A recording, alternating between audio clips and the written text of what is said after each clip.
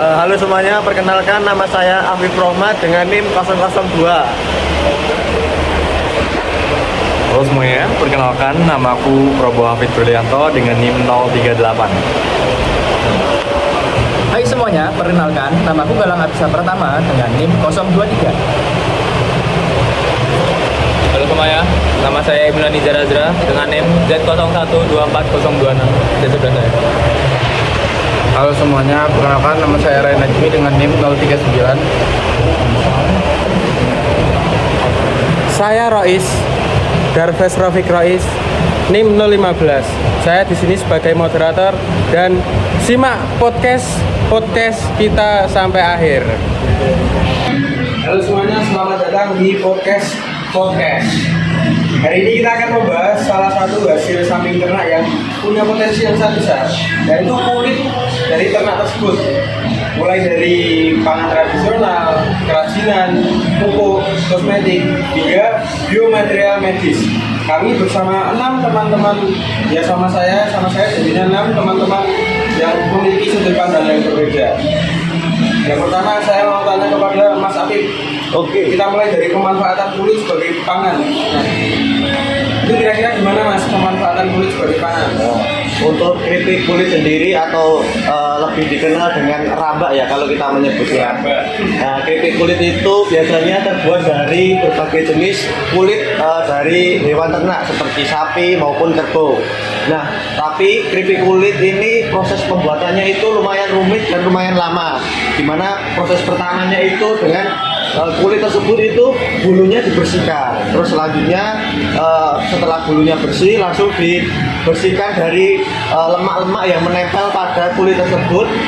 Lalu kulit tersebut direbus supaya lebih empuk.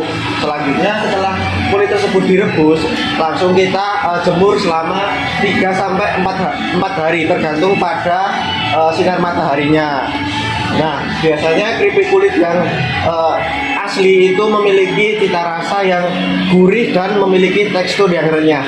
Seperti itu. Pertanyaannya, apakah semua kerupuk itu terbuat dari kulit asli, Mas? Kalau itu tidak ya, karena ada beberapa orang itu yang membuat keripik kulit itu dari tepung tapioka maupun dari gelatin. Tetapi kita dapat membedakannya kok kalau sudah jadi kerupuk, karena kalau kerupuk terbuat dari kulit itu memiliki aroma yang seperti agak perengus-perengus gitu. Perengus mampu. Ya, betul. Oke, itu tadi kalau pemanfaatan sebagai pangan fungsional. Ya. Sebagai pangan. Ya. Selanjutnya gelatin dari kulit sapi. Nah ini sudah bersama kita narasumber Pak dosen Fapet ya ini ya. Ini ada Pak Galang yang akan memaparkan materi tentang gelatin. Ya, gelatin dari kulit sapi. Nah ini gimana Pak kira-kira Pak pemanfaatannya? Wah, ini nih kena pola pikirnya nih. Ya, jadi sebenarnya gelatin sendiri itu terbuat dari kolagen sapi yang biasanya direndam pakai asam atau pakai alkalin.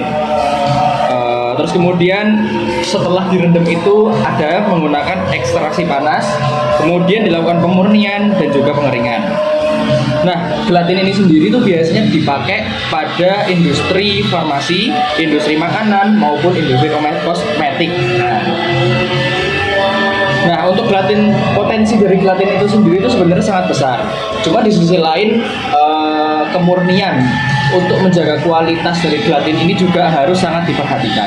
Begitu. Jadi bisa dipertimbangkan teman-teman kalau omongannya dari Pak dosen ini semuanya berasal dari jurnal yang ada sumbernya. Lalu ada teman kita yang selanjutnya itu ada Kak Ryan. Nah ini kira-kira kalau pupuk organik dari limbah kulit itu gimana ya? Kalau kita ngomongin tentang pupuk ya, pupuk itu kan artinya kalau pupuk organik itu kita berbicara tentang tingkat kesuburan tanah. Nah, seperti yang kita tahu sendiri, Bang Jurnal yang menjelaskan juga kalau gelatin dan kulit dan gelatin itu mengandung vitamin dan mineral yang sangat tinggi.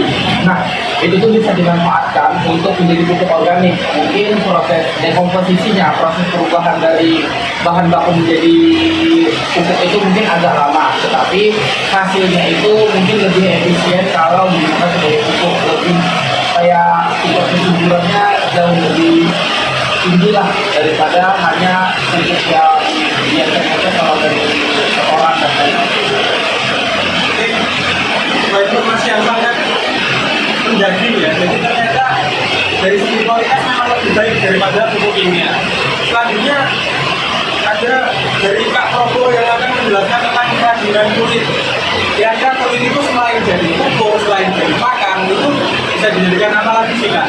Oke, jadi kalau kulit sendiri itu kalau untuk sekarang ya itu lebih ke arah ke fashion. Contohnya seperti pemanfaatan kulit sapi itu biasanya dijadikan sebagai bahan dari sepatu, dompet maupun ikat pinggang karena memang kulit sapi ini dia memiliki tekstur yang tidak keras, lentur tapi juga tidak mudah sobek. Nah, tantangannya itu sebenarnya cuma satu, yaitu di teknik penyamakannya. Jadi kalau penyamakan sendiri itu adalah proses di mana membuat kulit yang basah tadi menjadi kering sehingga tidak berjamur dan tidak mengandung bakteri lagi. Nah, di proses penyamakan ini nanti bakal ada tambahan bahan-bahan kimia seperti contohnya krom, tanin nabati, aldehid dan lain sebagainya. Jadi kalau yang membedakan proses antara kulit hewan tadi untuk dijadikan sebagai bahan pangan dengan dijadikan fashion itu ada di teknik penyamakan. Jadi kalau teknik penyamakan hanya dipakai untuk